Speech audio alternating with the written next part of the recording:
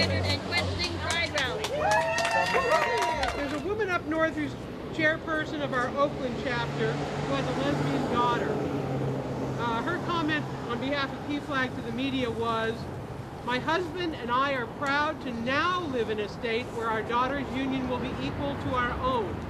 Marriage equality is an essential part of full equality for our citizens. There is nothing more pro-family than extending full citizenship to our gay, lesbian, bisexual, and transgender loved ones. And there is nothing more worthy of celebration than the loving union of couples who are, at last, free to fully participate in every aspect of family life." We provide a place where people can explore their spirituality in an open and supportive environment. We're a diverse group. We enjoy being exposed to different spiritual paths.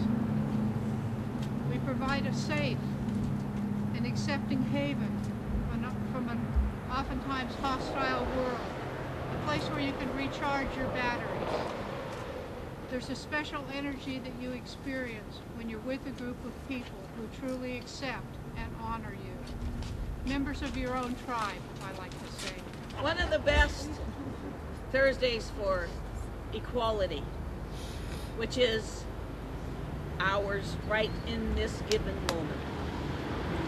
And I stand proud for my fellow elders and fellow founders for the work that we've done, and I stand even prouder for the work that's to come. Thank you. My own entrance into parenthood was rather sudden. I was a middle-aged, self-absorbed individual just entering menopause, and God looked down and said, "I'm going to screw with you." And he dropped 2 toddlers into my life. And what I noticed was there were 2 things that really changed. I had to give up my career as a pole dancer. And I noticed that my social circles really changed, because all of a sudden a lot of people that I had hung around with really didn't want little people tagging along. And so I started thinking a couple of months ago how nice it would be once again if we could start something where little people could be involved. And so we tried to revitalize family outings. Me being here, I guess you could say, it kind of inspires me to come bring more other people, bring the youth, because they would probably look up to you guys and be like, wow, you know, I see 2 couples together and they're the same sex and they're not ashamed of it. You know, why should I be ashamed? The kids, the first thing that they dealt with was just being frightened of being harassed because they have a boyfriend and they're a guy. They have a girlfriend because they're a girl.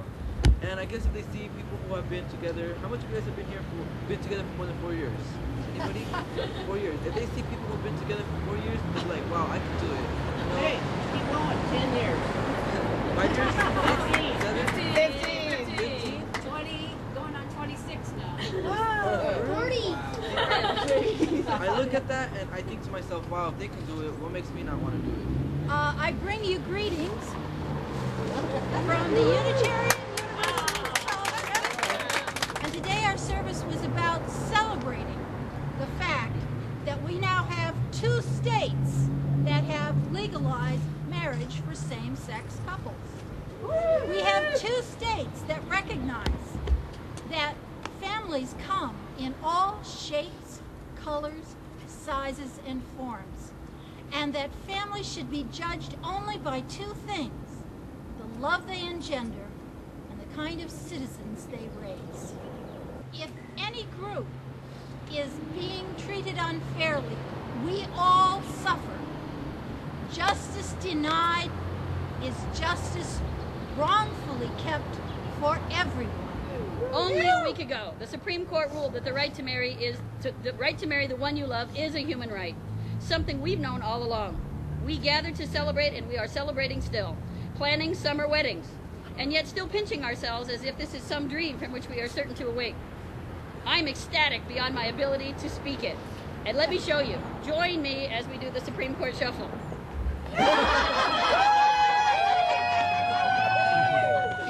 And yet, you knew there'd be an and yet.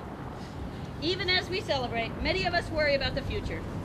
A ballot measure born of fear and hate, a measure that might again relegate us to second-class citizenship. I I have seen the clouds in your eyes, in my own eyes as I look in the mirror. I can't lose this, I say to myself. We haven't even gotten married yet, and already we worry that it will be taken away. I submit to you that we cannot allow ourselves to lose. These are our marriages, and we must keep them. Who here wants to be treated equally under the law? I do! Who here wants to share a life with the one that they love? I do! Who here wants to get married? I do! And I challenge you all today, as I challenge the whole community, to step forward and commit to the battle ahead. The final battle we have to face to keep this precious marriage right. After 30 years, many of us are tired. We want to pass the baton to the next generation and retire from the trenches. I say to us all, this is not that time. Our opponents will be merciless in their attempt to portray us as evil, to convince voters that our marriages are somehow not meaningful. We're going to have to be ready to show, especially in Bakersfield, that our love is important, that it benefits society and should be validated just as much as straight marriages. As we move through the summer, we're going to need every one of us, and many more to boot, to march and write letters and walk precincts and send emails and write checks, and ultimately convince our friends and families to oppose this last vestige of bigotry we face. We can do it if we work together. And bless the folks from the big cities, because they will help us.